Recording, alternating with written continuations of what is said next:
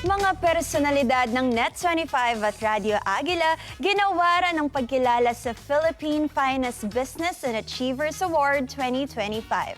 Si Vin Pascua sa detalye ng balita. Muling kinilala ang husay ng Net25 at Radyo Aguila matapos humakot ng parangal sa ginanap na Philippines Finest Business and Achievers Awards 2025.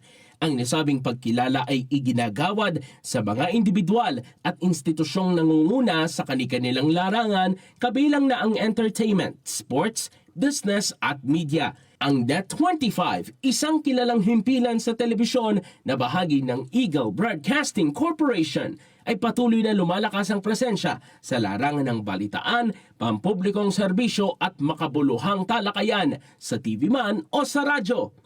Tatlo sa kanilang mga personalidad ang tumanggap ng mga prestihiyosong pagkilala. Si Erlo Bringas, reporter at host ng programang Checkpoint 1062 sa Radyo Aguila, ay ginawaran bilang Best Host Reporter in the Philippines.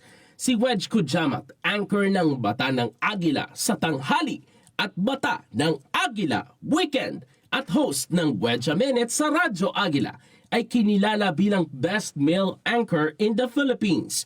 Samantala, si Bel Surara, anchor ng E-Connect at kapitbahay sa Radyo Aguila, ay pinangaralan ng Lifetime Achievement Award bilang Best Female Program Host Anchor in the Philippines.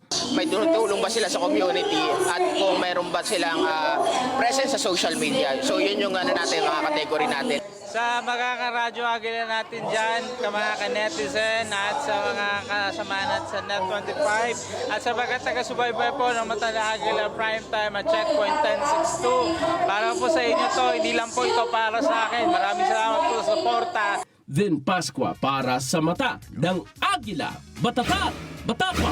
Batapat! At yan ang hot stuff, basta mga balitang patok sa panlasa ng masa ipasok, meron yan dito.